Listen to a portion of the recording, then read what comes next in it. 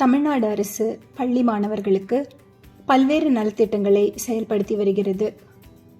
நலத்திட்டங்களில் மாணவர்களுக்கு பாடப்புத்தகம், notebooks, school bag, சீருடை, colour pencil, geometry box, atlas போன்றவை வழங்கப்பட்டு வருகின்றன. இந்த நலத்திட்டங்கள் மாணவர்களுக்கு வழங்கப்பட்ட விவரங்கள் TNSED ஸ்கூல்ஸ் ஆப்பில் பதிவு செய்யப்பட வேண்டும்.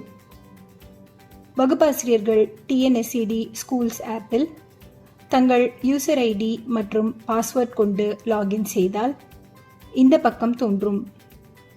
அதில் ஸ்கீம்ஸ் தேர்வு செய்து வகுப்பு மற்றும் பிரிவு தேர்வு செய்தால் அந்த வகுப்பிற்கு உரிய நலத்திட்டங்கள் பட்டியல் தோன்றும்.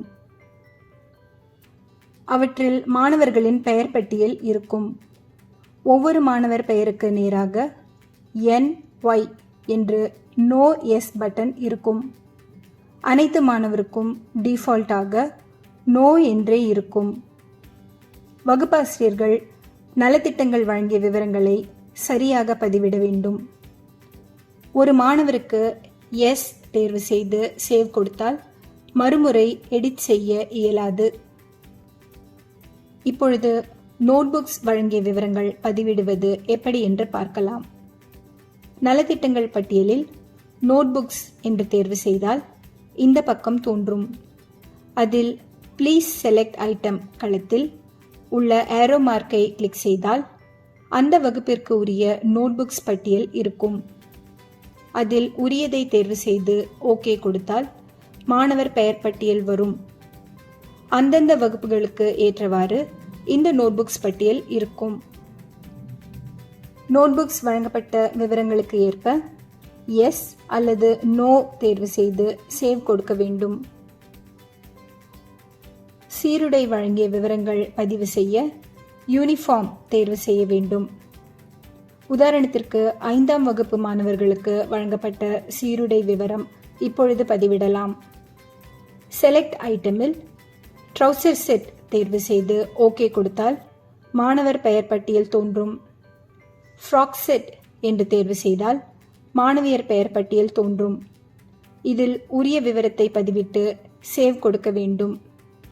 சீருடை வழங்கப்பட்ட விவரம் பதிவிட வகுப்புகளுக்கு ஏற்றவாறு ஆப்ஷன்ஸ் வழங்கப்பட்டிருக்கும். மாணவர்களுக்கு ஸ்கூல் பேக் வழங்கிய விவரம் பதிவிட பேக் என்பதை தேர்வு செய்து செலக்ட் ஐட்டமில் வரும் ஆப்ஷனை தேர்வு செய்து ஓகே கொடுத்தால் மாணவர் பெயர் பட்டியல் வரும். இதில் எஸ் நோ என்பதில் உரியதை தேர்வு செய்து சேவ் கொடுக்க வேண்டும். கலர் பென்சில் பெறப்படும் வகுப்புகளுக்கு வழங்கிய விவரத்தை பதிவிட கலர் பென்சில் தேர்வு செய்தால் மாணவர் பெயர் பட்டியல் தோன்றும். இதில் கலர் பென்சில் வழங்கப்பட்ட விவரங்களுக்கு ஏற்ப எஸ் அல்லது நோ தேர்வு செய்து சேவ் கொடுக்க வேண்டும்.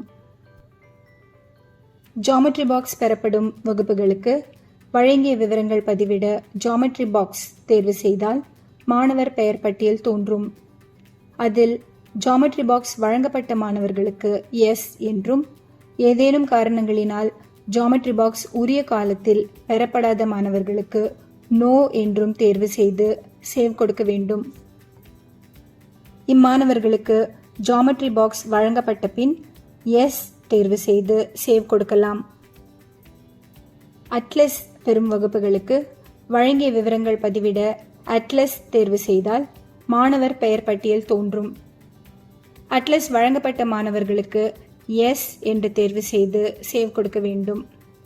அட்லஸ் வழங்கப்படாத மாணவர்களுக்கு அட்லஸ் வழங்கிய பின் எஸ் கொடுத்து சேவ் கொடுக்க வேண்டும். இவ்வாறு தகவல்கள் சரியாக பதிவிடுதல் மூலம் அரசின் நலத்திட்டங்கள் அனைத்து மாணவர்களுக்கும் சென்றடைவது உறுதி செய்யப்படுகிறது. நன்றி, வணக்கம்.